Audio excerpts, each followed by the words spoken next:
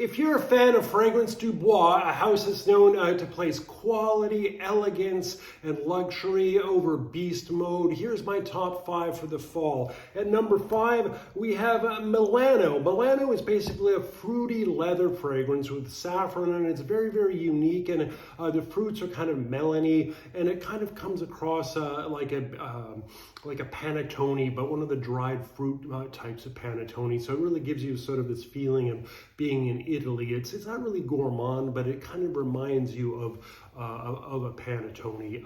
At number 4, we have New York Fifth Avenue, which is caramel, roses, and cypriol posing as oud. So it kind of brings to mind oud satin mood, but it's less sweet.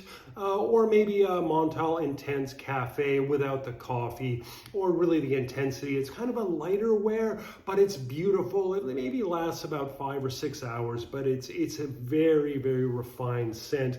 And at number 3, the best of their ouds, in my opinion, Borneo Oud. I actually like it more than Sarah Oud. It's pure oud oil from Borneo. This is a type of oud oil that's known to be a bit green with lots of terpenes, but this is surprisingly complex, filled with top notes, mid notes, base notes. It comes across as kind of like holding a glass of Dalwhinnie whiskey, the type that's very, very honeyed Scotch whiskey, through a pine forest. It's absolutely remarkable wear. And it actually is fairly linear. It doesn't really change all that much, but it lasts forever. And it can also be worn in the summer. At number 2, we have Parisian. Parisian is my favorite of the prestige line over Heritage and Amber Intense and Sarah Oud.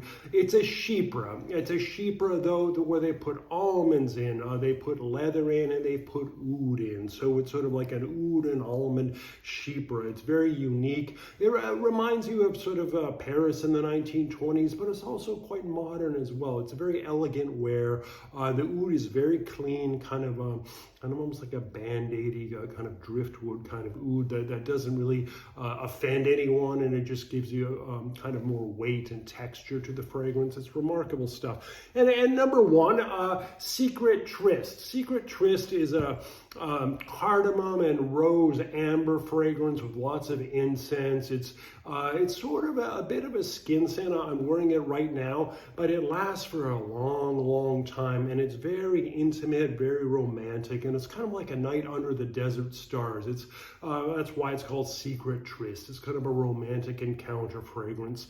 But there you go. Those are my top 5 just for the fall, not for the winter or the spring or anything, just for the fall. What are your top 5 Fragrance du Bois? Let me know in the comments. Anyway, my new novel, The Orphean, my 12th, came out a couple of weeks ago, and it's a day in the life of a men's fashion and fragrance influencer on his way to meet his estranged daughter in an increasingly dystopian world. And it's the best fragrance-related novel, in my opinion, since Patrick Susskind's Perfume, which is made into a film. You can buy it as an ebook or a paperback on Amazon or anywhere else. I encourage you to check it out. Anyway, don't forget to like, comment, and subscribe. Thank you for listening, and I hope to see you again.